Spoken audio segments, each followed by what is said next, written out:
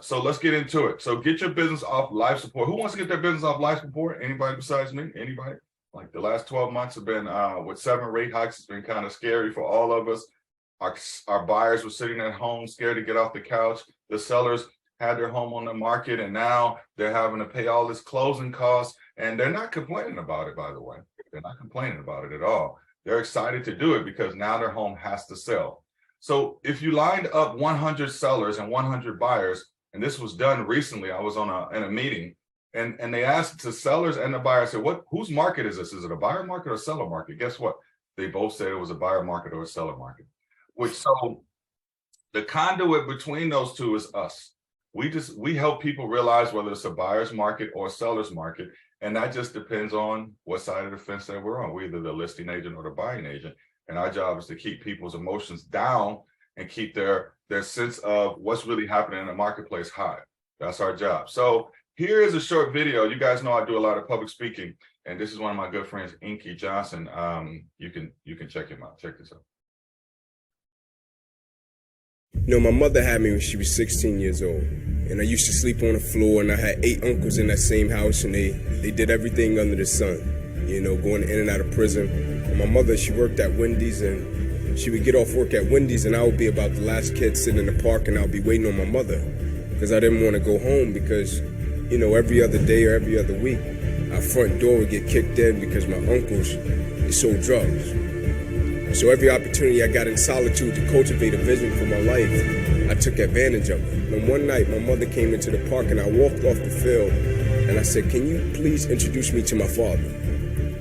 Because I played every sport, and every sport I played, we had to show our birth certificates. And so every time I pulled out my birth certificate, I would always see my mother's name, but I never saw my father's name, and so it bothered me. And so she said, sure. And so my first encounter with my father, I shook his hand. I said, "Hey, man, how you doing?" He said, "Hey, little man." He said, "Man, I heard you could really play sports." I said, "Thanks. I heard you can too." I said, "But here's what I need you to do for me. I need you to pick me up every Friday night, work me out every Saturday morning, and you can take me back home after that. I don't need any money. I don't need any clothes. I just need to make it to the NFL so I can help my mother and my grandmother. Can you do that?" He said, "Yeah, I got you." And so he picked me up one Friday night. The first Saturday morning, he shakes me. It's 4 a.m. in the morning. I wake up, I'm wiping the cold out of my eyes. He said, "Little man, you said you wanted it, right?" I said, "Yes, sir." He said, "Get up. We're running 2 miles to this fire station, 2 miles back home." I said, "Okay, let's do it." And so he walks by me and he busted a U-turn and he looked up at me. He said, "Son," I said, "Yes, sir." He said, "I want you to pull that other person outside of you today." No disrespect. I said, "But I don't see another person." I said, "So I understand we have different lives and you have a job, and so if you're tired, I get it. You can go back in the house and you can go to sleep, but you're not stopping me from running to this fire station. I'm running to this fire station whether you go or not." And he looked at me, and what he said to me, it pierced my heart in such a way. He said, "Son, what I'm trying to get you to understand is no matter how hard you work, there is somebody on the inside of you that works even harder."